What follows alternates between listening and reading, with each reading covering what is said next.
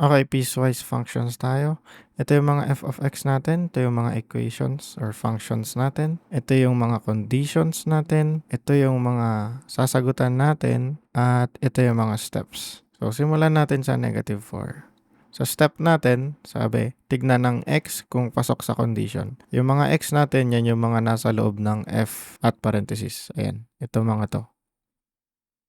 Ito muna, -4. Titignan natin itong mga x natin na ito sa mga conditions na ito kung pasok. Ito muna, itong una. Ang -4 ba ay mas maliit kaysa sa -1? Tama. So, yan yung gagamitin natin ito. Paano naging tama yun? Kung gusto nyo ng visual representation, ganito yan. So, ito yung 0, diba? -1. Dito sa kabila ay yung mga positive, +1. Tapos dito yung -4.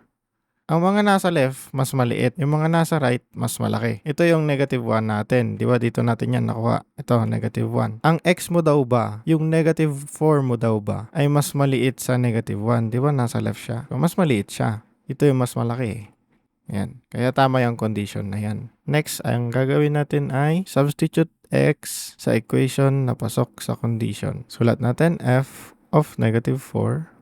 Pag magsa-substitute kayo sa mga x nito, lagi kayong gagamit ng parenthesis para hindi kayo magkamali. So, -4 squared plus 3 times -4 minus 7. Pag nasulat nyo na, ang next na nagagawin nyo ay PEMDAS lang. Parenthesis, exponent, multiplication, division, addition, tapos subtraction. So, ang unahin natin is parenthesis. Wala siyang equation sa loob. So, wala tayong ma-evaluate yan sa loob ng parenthesis. Next is exponent. Ito, may exponent. Yan yung unahin natin. -4 times -4 is 16 plus 4 times 3 is 12. -12. Patanggalin natin yung plus. -12 minus 7.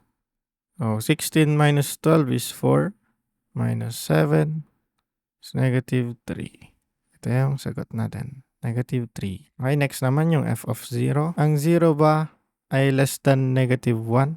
Tignan natin sa graph ulit. 0, -1. Nasa left niya yung -1. Ibig sabihin, mas malaki yung 0. Kaya hindi yan yung condition natin. Next condition natin ito. Yung x mo ba ay less than 2? Dito yung 2. Ito yung 1, ito yung 2. 1, 2. Yung x mo ba ay less than 2? Mas maliit ba sa 2 ang x mo? Diba? Tama. So, pasok ito. Pasok ito. Yung x mo ba ay mas malaki sa -1 or equal sa -1? Tama rin. Mas malaki siya sa -1. Yung 0 ay mas malaki sa -1.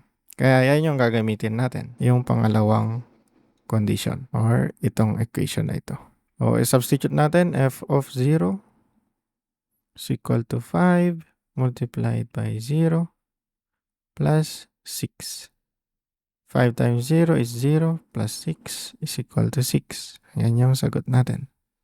Next is f of 2 naman. Titignan natin ng x. Yun yung step 1 natin. X is 2. Yung x natin ay equal sa 2. Ayan yung gagamitin natin. So, ayan, substitute na natin. F of 2 is equal to 12. Ayan. Ito yung equation niya. Ayan, hindi na pala kailangan mag-solve. Madali lang. Last, f of 3. Ang x natin ay 3. Ang 3 ba ay mas maliit sa -1? Hindi. Ang 3 ba ay less than 2? Hindi rin. So, hindi na agad yan. Ang 3 ba ay greater than 2? Yes. So, ito yung gagamitin natin na equation. Substitute lang natin dyan. F of 3 is equal to 3 cubed plus 4. Ang 3 cubed ay 27 plus 4 is equal to 31. So, yan yung sagot natin. 31. Di ba madali lang? Kung gusto nyo pang matutunan yung iba nyong lessons, type nyo lang dyan sa comment kung ano pang next na gagawin ko para gawan natin ng video. Follow na rin kayo sa page ko kung nakatulong ito sa inyo. Thank you. Bye.